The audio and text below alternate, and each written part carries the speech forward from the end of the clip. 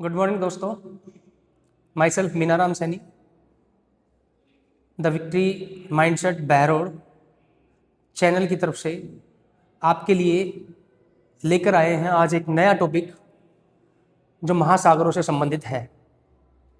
और महासागरों के अंतर्गत यहाँ जल के संचलन के कारण के लिए जिम्मेदार माना जाता है ये कारक, और इस कारक का नाम है टाइड एब, यानी कि ज्वार भाटा। ज्वार भाटा के नाम से इसको संबोधित किया जाता है।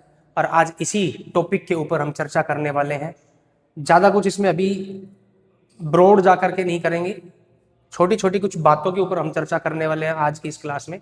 इसके बाद फिर नेक्स्ट क्लास जो होगी हमारी, वो एक बड़ी क्लास होगी टाइड एब के ऊपर, और प्रयास किया जाएगा कि आप तक बहुत सी जानकारियाँ पहुँचाई जाए। ये जो टॉपिक है ज्योग्राफी के अंतर्गत आपके हर तरह के एग्ज़ाम में, हर तरह के कंपटीशन एग्ज़ाम में काम आने वाला है। तो तैयार हो जाओ दोस्तों, और इस टॉपिक को पढ़ने के लिए आप वेट करते रहें। और अभी फ़िलहाल के लिए एक छोटा सा एक वीडियो ये आपके लिए है जिसमें छोटी छोटी जानकारी दी जाएंगी, तो आप थोड़ा सा गौर करें। देखिएगा, हमारा टॉपिक जो है उस टॉपिक का नाम है ज्वार भाटा। ज्वार और भाटा क्या होता है? देखिएगा, दो वर्ड हैं ये, एक ज्वार शब्द होता है, एक भाटा शब्द होता है। ज्वार का मतलब होता है सागरीय जल में जब लहरें ऊंचाई तक उठती है और तट की तरफ गमन करती है, तो वो लहरें तट से जाकर के टकराती है, उस स्थिति तक तो वो ज्वार की कंडीशन कहलाती है या ज्वार कहलाता है वो। और जब तट से टकराने के बाद या स्थलीय भाग से टकराने के बाद वही सागरीय जल वापस से सागर में लौटता है, तो उस कंडीशन को बोलते हैं भाटा। इट मीन्स सागरीय लहरों का तट की तरफ बढ़ना टाइड कहलाएगा। तट से टकराने के बाद वही सागरीय जल वापस सागर में जब लौटता है तो एब के नाम से जाना जाएगा। इसी आधार पर संयुक्त रूप से हम बोलते हैं इनको टाइड एब। आगे चलते हैं ज्वार भाटे के बारे में, टाइड के बारे में। पाइथस, अरस्तु, प्लेटो और हेरोडोटस जैसे महान भूगोलवेताओं ने चर्चाएं की हैं, और उन्होंने बताया कि ज्वार भाटा जो है वो किस तरह से उत्पन्न होता है, किन कारणों की वजह से ये ज्वार भाटा आता है, इन ज्वार भाटे वाले टॉपिक्स के पीछे क्या कारण है इनके उत्पन्न होने का। ये सारी चीज़ें, ये जानकारी जो है इन विद्वानों के द्वारा बताई गई। नेक्स्ट इसके पश्चात देखिएगा, गैलीलियो नामक एक भूगोलवेता, इन्होंने 1632 में बताया कि ज्वार भाटे का प्रमुख कारण जो है वो सूर्य है। इन्होंने कहा कि सूर्य की जो गुरुत्वाकर्षण शक्ति है, वह गुरुत्वाकर्षण शक्ति ज्वार उत्पन्न करने में एक जिम्मेदार कारक मानी जाती है। कुछ समय पश्चात एक और भूगोलवेता आए, और उन भूगोलवेता का नाम क्या है? केपलर। ये आपके सामने लिखा हुआ है, देखो, केपलर। केपलर महोदय ने कहा कि उचित बात है कि सूर्य जो है वो ज्वार भाटे के लिए जिम्मेदार कारक माना जाता है, क्योंकि उसकी गुरुत्वाकर्षण शक्ति जो है वो उस महासागरीय जल को प्रभावित करती है। लेकिन सूर्य की बजाय मेरे अकॉर्डिंग, केपलर महोदय ने कहा, मेरे अकॉर्डिंग चंद्रमा ज्यादा प्रभावशाली होता है। इसके पीछे उन्होंने तर्क भी दिया। उन्होंने कहा कि भाई चंद्रमा पृथ्वी से ज्यादा दूरी पर नहीं है। यदि हम बात करें सूर्य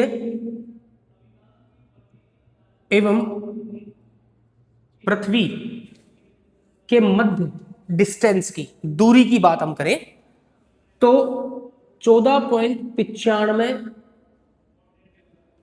करोड़ किलोमीटर ये डिस्टेंस सूर्य और पृथ्वी के बीच में होती है। लगभग हम कह सकते हैं 15 करोड़ किलोमीटर, ये लगभग एक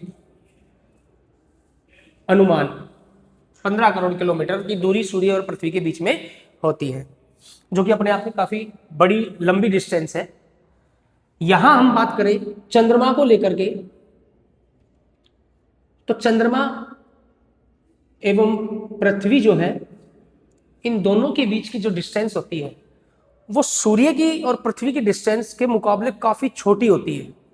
यहां इसकी जो डिस्टेंस होती है 3,84,000 किलोमीटर ही है मात्र। तो इससे यह साफ परिलक्षित होता है कि पृथ्वी के निकट होने के कारण चंद्रमा जो है वो ज्वार भाटे के लिए ज्यादा उत्तरदायी कारक माना जाता है। और ये बात बिल्कुल सटीक बैठती है। तो केपलर महोदय के इस कंसेप्ट को, इस बात को सही स्वीकारा जाता है और फिर इसके आधार पर ही ज्वार भाटे के बारे में अध्ययन किया जाता है। अब चलेगा, आगे चलते हैं। आगे देखिएगा, ये डायग्राम जो आपके सामने बना हुआ है, इस डायग्राम में ये पृथ्वी है, ये चंद्रमा है। चंद्रमा के कारण ज्वार किस कारण से आते हैं, इस पे बात करनी है हमें। यहां ये पृथ्वी जो है, इस पृथ्वी के ए वाले भाग पर और इस पृथ्वी के बी वाले भाग के ऊपर दोनों ही जगहों पर ज्वार की स्थिति उत्पन्न होती है। इस स्थिति के लिए जिम्मेदार होता है कौन? चंद्रमा। तो इस चित्र के माध्यम से हम पृथ्वी पर उत्पन्न होने वाले दो स्थान, जिन स्थानों पर ज्वार उत्पन्न होता है, उनके बारे में बात करेंगे। देखिएगा, इस डायग्राम के अकॉर्डिंग आपको सामने समझ में आ रहा है कि यहाँ ये चंद्रमा है और ये पृथ्वी है। तो पृथ्वी का फेस वाला हिस्सा, मतलब पृथ्वी का फ्रंट वाला भाग कौन सा हुआ? जो चंद्रमा के सामने है ये। इस चंद्रमा के सामने वाले पृथ्वी के इस हिस्से को हमने नाम दे दिया ए। और चंद्रमा के सामने जब पृथ्वी है तो पृथ्वी के विपरीत डायरेक्शन में स्थित ये वाला भाग, तो ये वाला भाग चंद्रमा के अपोजिट हो गया ना। ये फ्रंट पे हो गया, चंद्रमा के सामने हो गया, और ये बैक साइड में होगा। जैसे हम चंद्रमा की तरफ मुंह करके खड़े हैं तो चंद्रमा हमारी तरफ है, फेस की तरफ है। अब हमारा बैक साइड कौन सा हुआ? चंद्रमा का बैक साइड कौन सा हुआ? ये हुआ, बैक साइड पीछे की तरफ था। तो इसी तरह से चंद्रमा के सामने वाला भाग जो है पृथ्वी पर, उसको तो हमने ए नाम दे दिया, और चंद्रमा के अपोजिट साइड वाला भाग जो है पृथ्वी पर, उसको नाम दे दिया बी। अब यहां देखिएगा, ये जो ए वाला जो भाग है, इस ए वाले भाग को यहां नाम दिया हमने जेनिथ। जेनिथ का तात्पर्य क्या होता है? सीधे से सरल शब्दों में कहें तो पृथ्वी का वह भाग जो चंद्रमा के सामने है, लाइक दैट। ये चंद्रमा मान लीजिए, ये पृथ्वी मान लीजिएगा। चंद्रमा, ये पृथ्वी, चंद्रमा के सामने ये वाला भाग है पृथ्वी का। तो ये वाला भाग जो है ये क्या कहलाएगा? जेनिथ कहलाएगा। ये वाला भाग क्या कहला रहा है? नादिर कहला रहा है।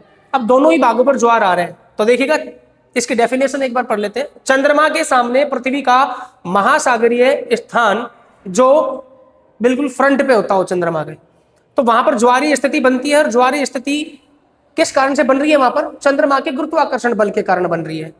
ऐसे ही यहां पर बात करें बी वाले स्थान की, इस वाले स्थान की बात करें तो ये स्थान जो है क्या कहला रहा है? ये कहला रहा है नादिर।